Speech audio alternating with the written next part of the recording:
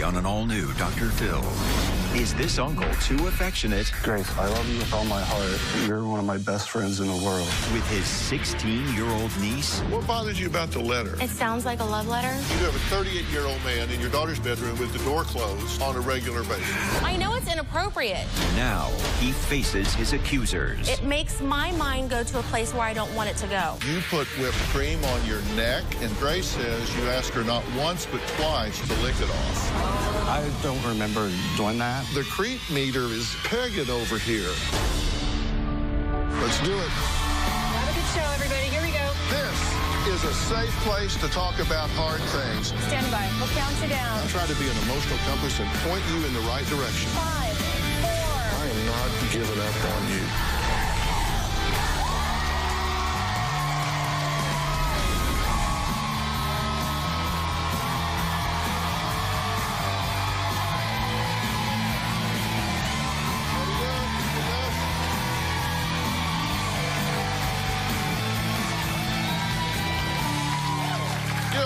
Sure that most women would love to get a letter like this from their husbands.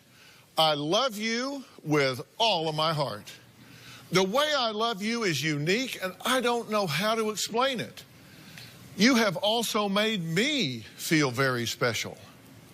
That was just an excerpt of a letter that 38-year-old Kevin wrote, but it was not to his wife.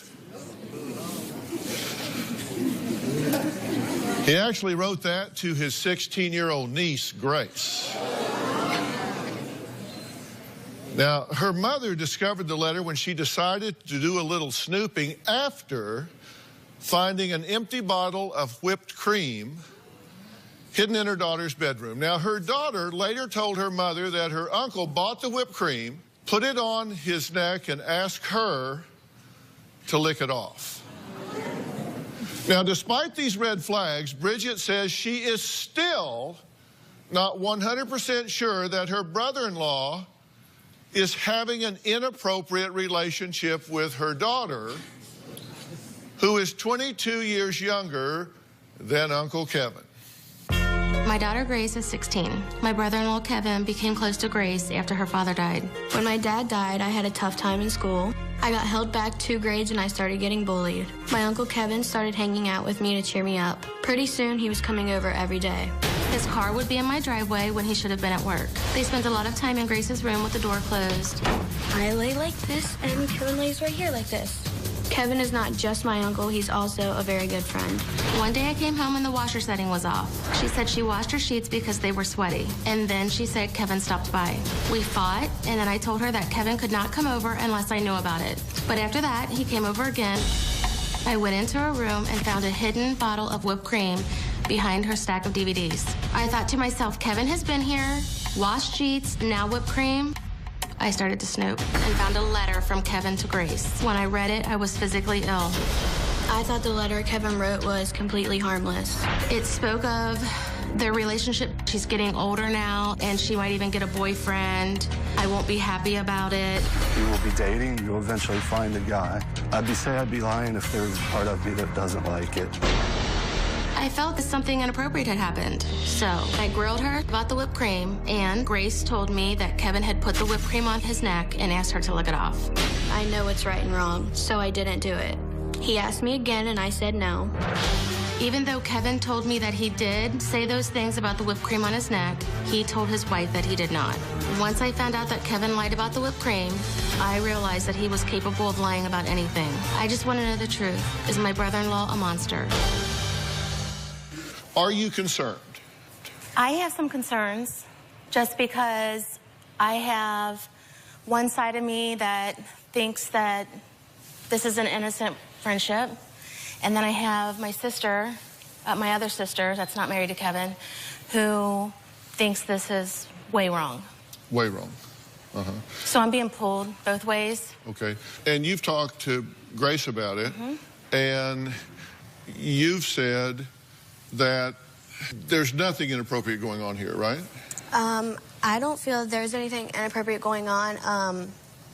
There's a few things that, I've seen, like the whipped cream thing did concern me a little bit. But other than that, I think him and I have nothing but a friendship. Mm-hmm. And one that you value? Yes. Uh-huh. And this kind of started after your dad passed. I'm very sorry for your loss, by the way. That's never easy, and certainly not easy when you're 14 and leaves a terrible void. So I am sorry for your loss. And, thank you.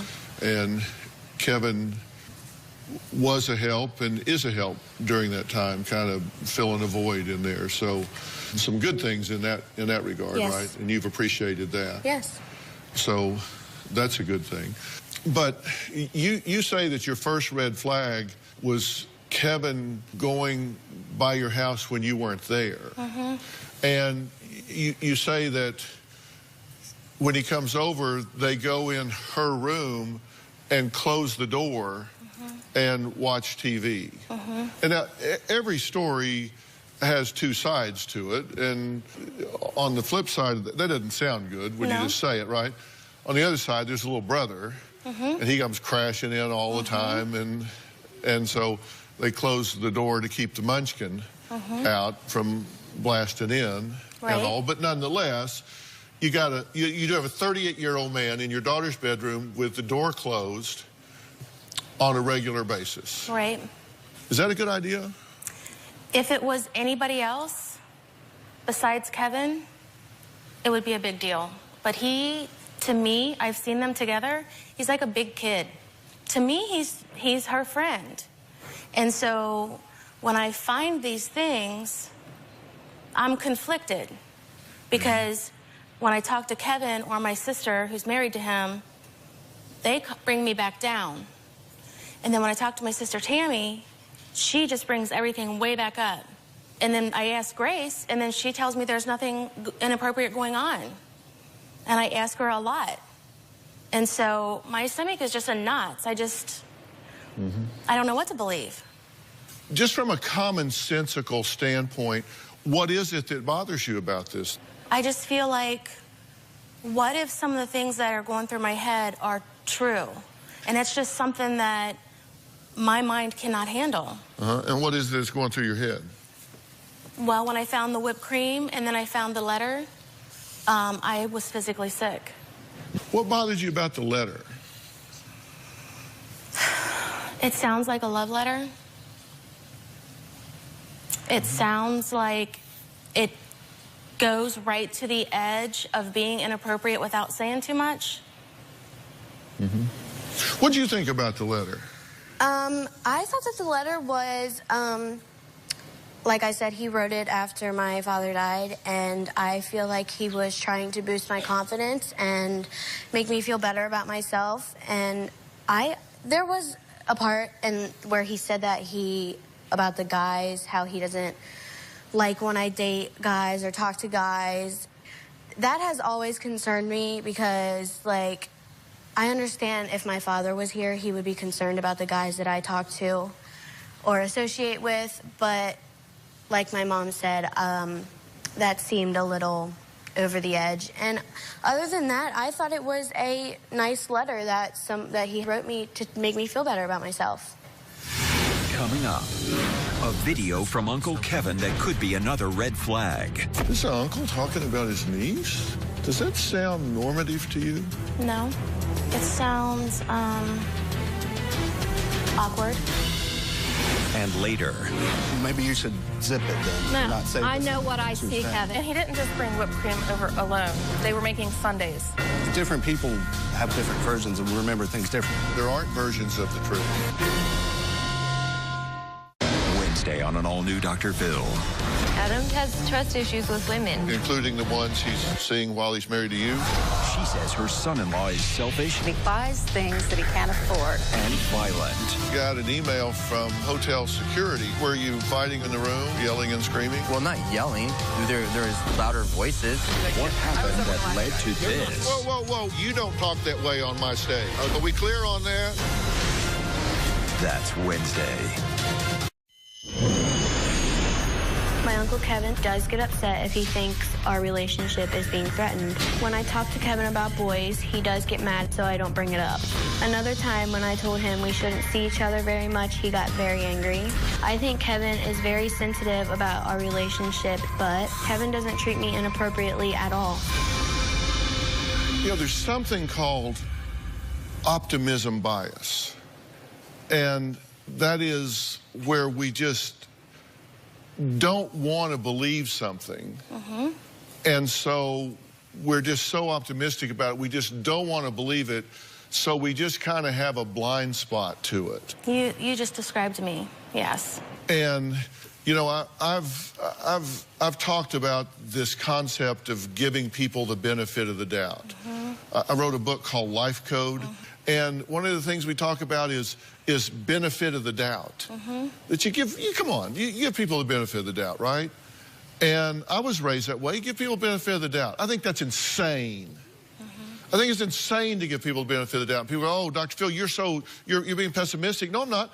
I don't think you should judge people, prejudge people either. I think you should just gather data and don't judge it one way or another. Just gather data and then look at what you have, what you compile, and see if something is more likely than not. And when we look at the letter that was written, let's look at the letter that was written. There's a 38-year-old man writing to his 16-year-old niece. I love you with all of my heart. Okay. I raised 2 boys. I love them with all of my heart. I don't write them letters and say, I love you with all of my heart. But the way I love you is unique, and I don't even know how to explain it. What is unique about an uncle loving their niece that you don't even know how to explain it? This is not a novel concept. You will be dating, will eventually find a guy. I'd be lying if I said there wouldn't be a part of me that doesn't like it, though, LOL. You have also made me feel very special, wanting to be around me, telling me I look nice, that I make you smile, hearts on your phone. I don't care that you are only 16. You are one of my best friends in the world. Hearts on your phone, telling me I look nice. Really? Well, if you knew Kevin like I know him, that's why I had to take the letter and white the names out and let people who have no irons in the fire to figure out if it was inappropriate to them, or am I overreacting, or I guess my mind does not want to accept that something bad can happen, and that's how I do a lot of things. That's how bad things happen. I always ask you guys to make a little video snippet for me. Okay. Right? And you did, and you did, everybody did, because I like to kind of take a look at folks and hear what they have to say. And Kevin made a video, and in it he's anguishing about what to do about this. Yes, he has to me. And he's talking in there about whether he should take a step back from this relationship. Let's take a look at what he said to me as he made this video sitting in his car. Maybe it is best if I would just step away and you know, stop spending time with Grace. And, you know, I don't know, it's tough. It's tough to do. I mean, you know, I care a lot about her. It's hard just to say, oh, I'm not going to see her come around too much anymore. I mean, it's a terribly difficult thing to do, but I really don't know. So I'm just kind of, like I said, going to go what my wife tells me and whatever she thinks.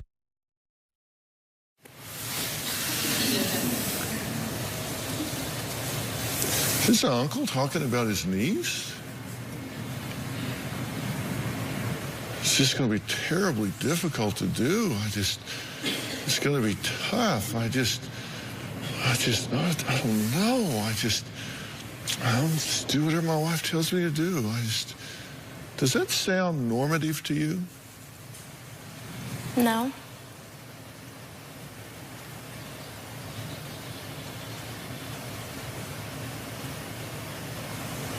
How does it sound to you? It sounds awkward. Well, let's take a break. We're going to meet Bridget's older sister, Tami, who says Kevin has a history of inappropriate behavior. We're going to find out what makes her believe that he's actually molesting her 16-year-old niece. We'll be right back.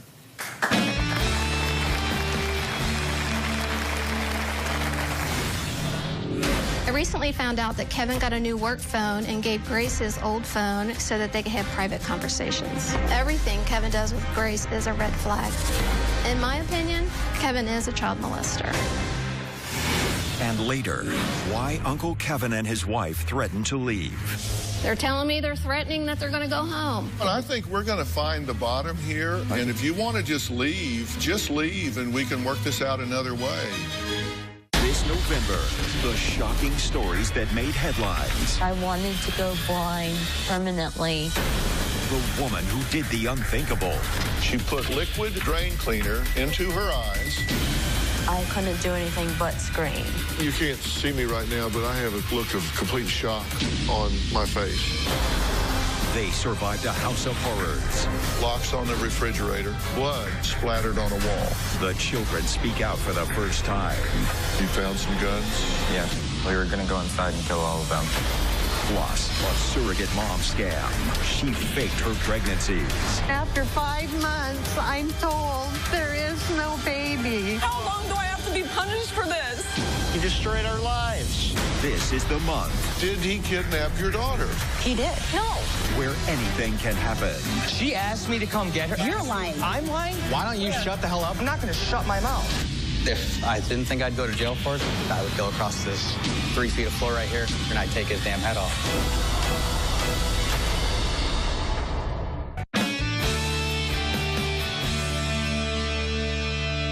Bridget is worried her brother-in-law Kevin may be getting a little too close with her teenage daughter Grace. Now, her sister Tami couldn't agree more. Tami says Kevin is too touchy-feely with Grace, rubbing her feet, wanting to give her a massage or a back rub. And that's not the only time she says Kevin has crossed the line. In my opinion, Kevin is a child molester. Carrie did tell me that Kevin did have an affair with a girl that she went to high school with. Carrie did put a stop to that affair, and she did stay married to Kevin. Carrie seems to just stand by while her husband lies and cheats on her. I recently found out that Kevin got a new work phone and gave Grace his old phone so that they could have private conversations. Kevin does have his text messages set up to be automatically deleted. Everything Kevin does with Grace is a red flag.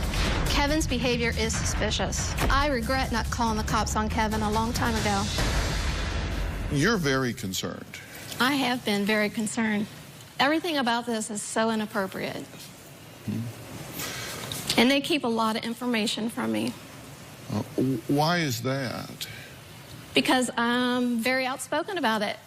I've had a conversation with Bridget, why she continues to let Grace go with Kevin and Carrie. And then I've also had a discussion with Carrie why she hasn't put a stop to Kevin seeing Grace. Going over to her house inappropriate times when Bridget's at work. Now, the other sister we're talking about here, Carrie, is Kevin's wife. That's correct. And so that's the other sister here. Yes. And can I make, I need to just call time out here and make something very, very clear. I don't know what's going on here. I'm committed to finding out, but one thing I know for absolute drop-dead certain is you've done nothing wrong. I know that for sure. You're a child in this situation, and you don't feel like a child because you're 16, and I remember when I was 16, I didn't know everything, but pretty much everything. And I considered myself pretty much the master of the universe and all, but you are a child in many ways, and I don't mean that in a condescending way at all, but You certainly have done nothing wrong here, no matter what this turns out to be. So please let me make that clear 100% here. If things have gotten out of hand here, if things have crossed the line, if things have gotten inappropriate, you're a victim here, not a perpetrator, and I want to be very, very clear about that. You say there are times that Carrie thinks her husband Kevin's at work when he's overseeing her. Right. That doesn't seem right. Why is she not reacting to this situation? Well, I don't know why she's not reacting to it. I mean, there's been several other cases, you know, of infidelity, I guess you would call it, that she seems to forgive him. I'm not sure why. Okay, and that's between the two of them, and right. I get that, but we're talking here about a child. Right. You need to tell me what's going on in your head right now. I want to believe that nothing's happened because I don't think I can handle anything else. You're the mother. You should protect Grace. I do protect Regardless. Grace. I do protect Grace.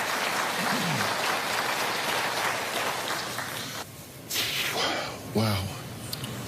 If she's telling me there's nothing going on, and I haven't found anything that says, other than the letter, then he said that he didn't say that.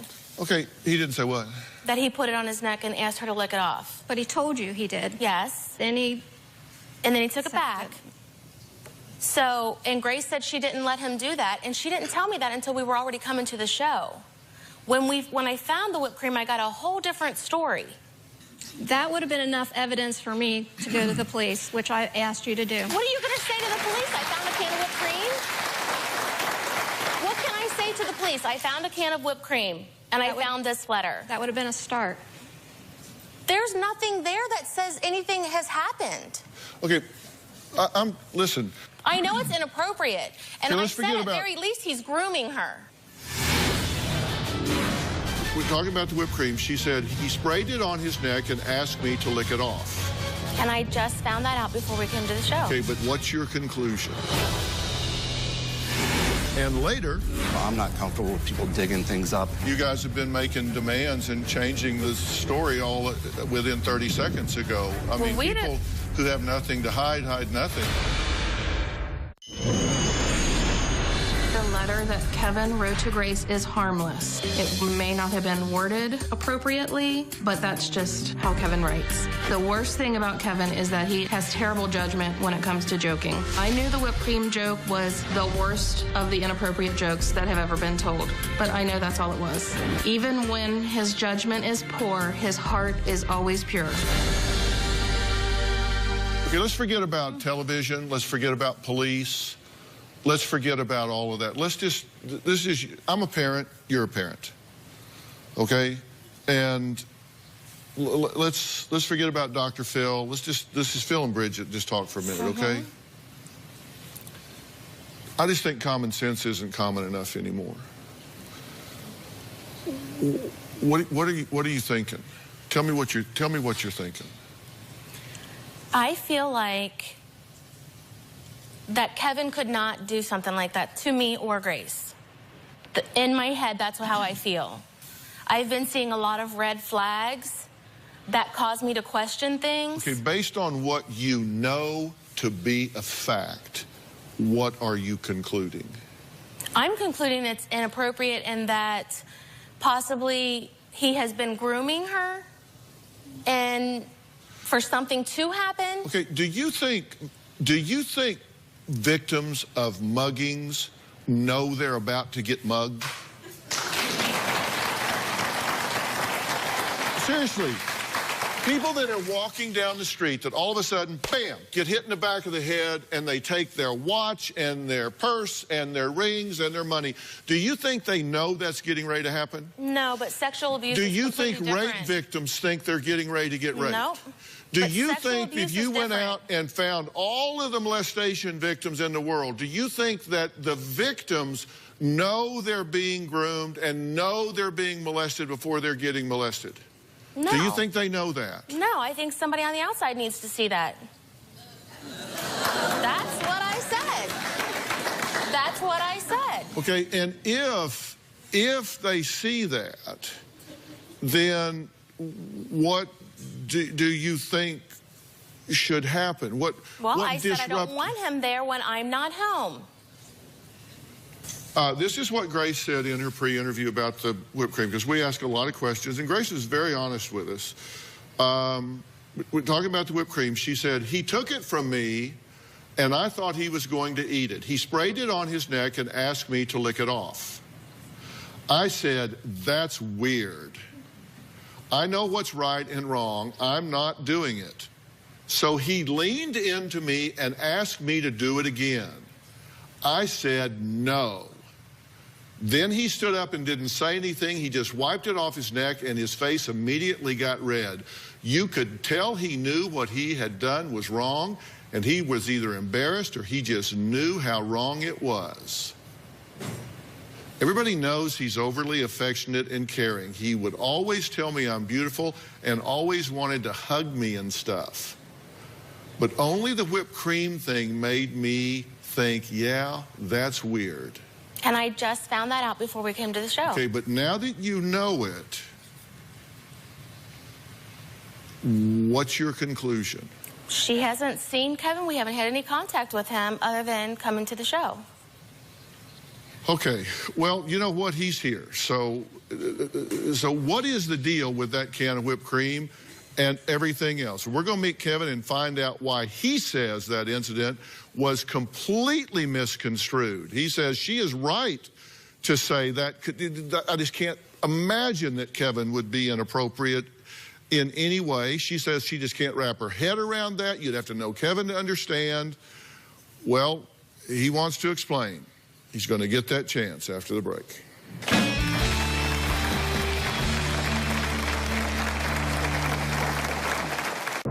Me coming around helping Grace, the school had a snowball effect to where we have formed this close relationship, this special bond that we have. It's not anything that I've set out to do. It's kind of the path that we went down.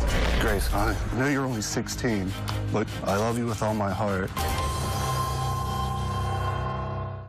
Wednesday on an all-new Dr. Phil. Adam has trust issues with women. Including the ones he's seeing while he's married to you. She says her son-in-law is selfish. He buys things that he can't afford. And violent. You got an email from hotel security. Were you fighting in the room, yelling and screaming? Well, not yelling. There is louder voices. What happened that led to this? Whoa, whoa, whoa. You don't talk that way on my stage. Are we clear on that? That's Wednesday.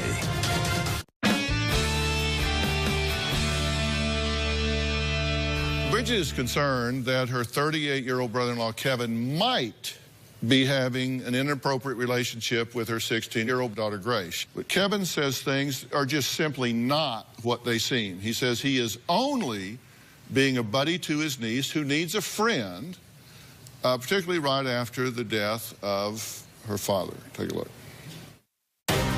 After Grace's father died, she became very depressed. She just really wouldn't get out of bed. I was there as a shoulder to cry on. I would occasionally stop by after work to help her with her online classes. Me coming around, helping her with school, had a snowball effect to where we have formed this close relationship, this special bond that we have. It's not anything that I've set out to do. It's kind of the path that we went down.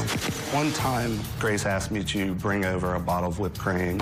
When I brought the whipped cream over, I made a bad joke, put the whipped cream on my neck. She's maybe laughed a little bit, but she's like, that's weird. I was embarrassed. It was a bad joke. I wiped it off really quick. That was the last that we even talked about it. Bridget contacted my wife about that incident, kind of trying to, I feel like, go overboard a little bit, you know, make it look like something terrible had happened. My wife talked to me about it. She really, truly didn't believe anything inappropriate had happened. When the rumors first started flying, I wrote a heartfelt letter to Grace. Grace, I've gotten to know you so well over the last 3 months or so. I love you with all my heart. The way I love you is unique, and I don't know how to explain it, but I think you understand, and I think it's the same for you. I know you're only 16, but you're one of my best friends in the world. I will always, always be there for you. Love, Kevin.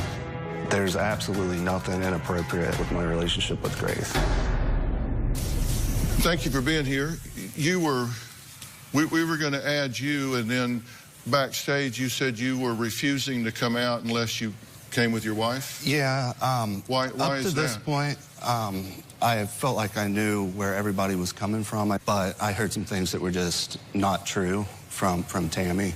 So I'm not comfortable with people digging things up, and I think just the surprises caught me off guard. Well, we've wanted your wife to be part of this to begin with, and your wife said, no, do not want to be part of the show. Then she said, well, actually, I'll sit in the audience, but I don't want to talk. Then she said, no, I'll sit in the audience, but I'll talk, but only to Dr. Phil. Then she said, okay, now I'll actually come and be. So you've been... Right. I would like to avoid this whole process. We've wanted you to be here from the beginning. Right. Because I have a lot of questions I want to ask you, but you guys have been making demands and changing them, the story all within 30 seconds ago. I mean, people who have nothing to hide nothing, so I can't imagine why you would be going through all of these things.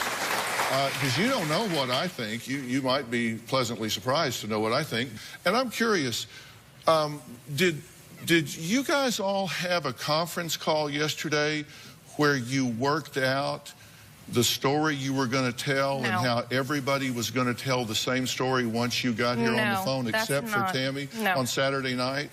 And what do you know about the call, Tami? I looked at Bridget and I said, what is it? What's going on? She's like, something must have happened with Carrie and Kevin because they're telling me they're threatening that they're going to go home. And I said, well, what happened? Well, then Grace said, well, she had talked to Kevin about a few of the questions that were asked. Not true. So then why did Grace lie? I haven't spoke to Grace. These two spoke. Well, Carrie and Grace. You know what? I think we're going to find the bottom here, and I think you want to find the bottom here because do you know what a mandated reporter is? Yes. And I am one. So am I, and apparently y'all don't take this seriously, but I do. You want to be part of this conversation, and if you want to just leave, and we can work this out another way. But I'm not comfortable with everything that's flying around here, and it needs some clarification. Because I'm real uncomfortable with this, and I have one priority here, and that's the safety of this child.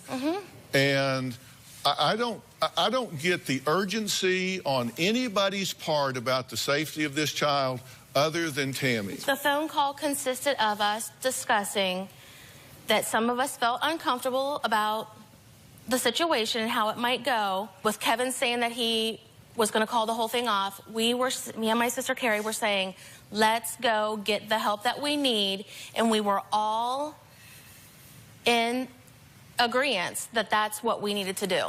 Dr. Phil, can I say something? I noticed this started about almost a year ago, October, and I brought it to her attention that I felt it was inappropriate for Kevin to take Grace to his private office, which I found that out. To help her with her schoolwork because supposedly. No one else has offered or knew how. Well, why not? If you were so concerned, why didn't you come up and spend time with Grace? How much time have you spent with Grace since Jason passed away? Probably 0. Thank you. There you go. So how can you say? How much time have you spent with Kevin? How much time have you spent with Kevin spending time with Grace? 0. So how can you... And it's all your information is gossip. How is it okay for Kevin and Grace to be in her bedroom with the door shut, you not knowing about it, and when you found out about it... No, when she found out about it, you told him to get his, and I don't check in with Kevin. How is any of this appropriate? So you lied to your wife. Where am I lying? I don't remember doing that. Do you need Dr. Phil's help? Text Phil to 88500 and share your story for a chance to appear on the show. Standard message and data rates may apply. If you are going to be in the Los Angeles area and you would like free tickets, go to drphil.com and click on Be in the Audience. Or you can call 323-461-PHIL.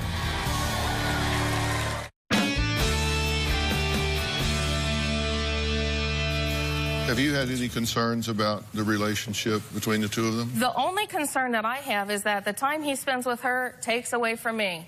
And that's purely selfish. And that's the only problem I have. And that's the day that Were you concerned at all about the the whipped cream incident? I feel like that was totally inappropriate, but if you knew Kevin the way that we all know Kevin, it is a very bad I agree. joke. It was very bad. It looks very bad. The letter looks very bad. It sounds very bad. I know that, but I know him. And But Grace, you were concerned about the whipped cream thing because... Yeah, that was a really bad idea. You guys text back and forth about it. You said, is what Grace said true? That only requires a simple yes or no. Kevin, you said it was just a dumb joke because I told her bringing whipped cream could seem weird and we had laughed about it. And Carrie, you said, so then you put whipped cream on your neck and told her to lick it off? Kevin, no, I put it on my neck and wiped it off real quick. Carrie, you said, so you put whipped cream on your neck. Kevin, yes, and immediately wiped it off. I knew it was a bad joke. So you lied to your wife. Where am I lying?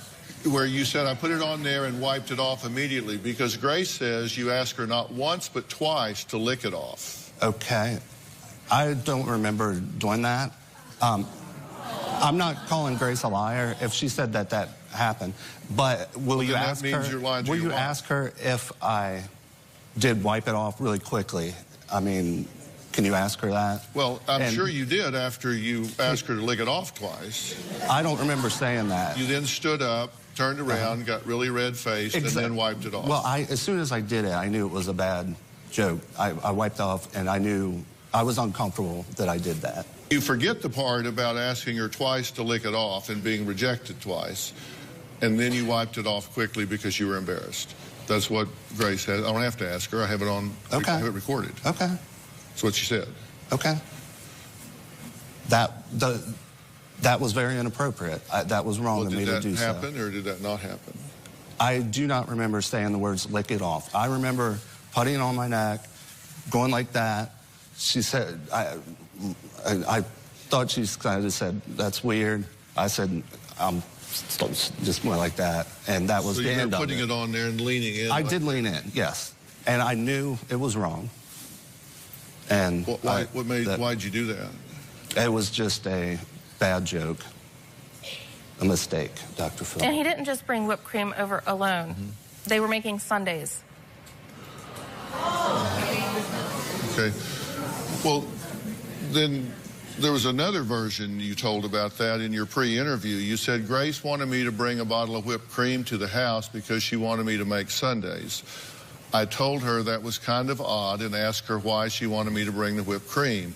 I was half-assed joking with her when I told her this could look bad. I didn't want to get it for her, but I'm a goofball and don't think things through entirely. I brought it over there and left right after. For some odd reason, she hid the bottle of whipped cream in her room after it was empty. Her mom found it and asked Grace about it, and she thought I brought it over. But we didn't know why she hid the bottle. Maybe she ate it all and didn't want anybody to know. So he said, you brought it over and then just left right away. So you had that version in your pre-interview, then the version you just said, where I don't remember asking her to lick it off twice. Then you said, well, I do remember leaning in, and then there's Grace's version. So there's like 4 versions. 3 of them are yours and 1 of them's hers. Right. Can I add another version? Different people have different versions and remember things different. I don't think anyone here is sitting here accusing anybody of being a liar. I'm not accusing Grace of being a liar. There aren't versions of the truth. There are, true. There aren't versions of the truth. And Dr. Phil, everything here is still, on this part, is true. You have another version? Just because I was told first that they were making sundaes. And then I was told the other day when I found out that there were no sundaes. Yeah, there were none, right? Basically, the sundae situation didn't even cross our mind. We didn't even think of it when he got there with it. So we were sitting on my bed, eating it, squirting it into our mouths like people do with it, not in each other's mouths. We were squirting it in our own mouths. I don't believe I had any, did I?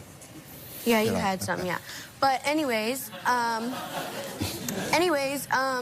it was basically gone by the time he had left. And like he said, He thought that people would think that it was weird that there was a bottle of whipped cream, so I had hid it because I know how my family is, and I know that they like to make assumptions and lie about things. But if you would have told me Kevin was coming over to make sundaes, then when I found the whipped cream bottle, I wouldn't have had a concern. When you keep it a secret from me that these things are going on, and then I find it, it makes my mind go to a place where I don't want it to go. I believe and I understand that now. I know how to move this thing along, so I think we can get to a productive place. And I would like to talk just you and I. Okay. I'd like to just ask all of y'all to excuse us at the break here so Kevin and I can just talk one-on-one. We'll be right back. Want to get something off your chest? Sign up for the drphil.com community and weigh in on your favorite episodes and share your personal stories with other community members. Plus, get started on your own blog to share your thoughts on the topics that interest you most. I'll be reading those message boards. Log on to drphil.com today. We have run out of time, but I still have a lot to say to this family. We talked to him briefly today, but tomorrow I'm going to talk one-on-one with Uncle Kevin and give him a chance to tell his side of the story. Tomorrow on an all-new Dr. Phil, the drama continues. You gave her this bear, this Valentine's card, and you gave your wife a mug. His family's suspicions. Sometimes she sleeps in your bedroom on a mattress on the floor and your wife's in another room. I agree there's things that look bad. What else is coming out? Let's talk about what needs to happen, okay? I thought maybe we could talk about me being a horrible parent some more. That has Mom challenging Dr. Phil.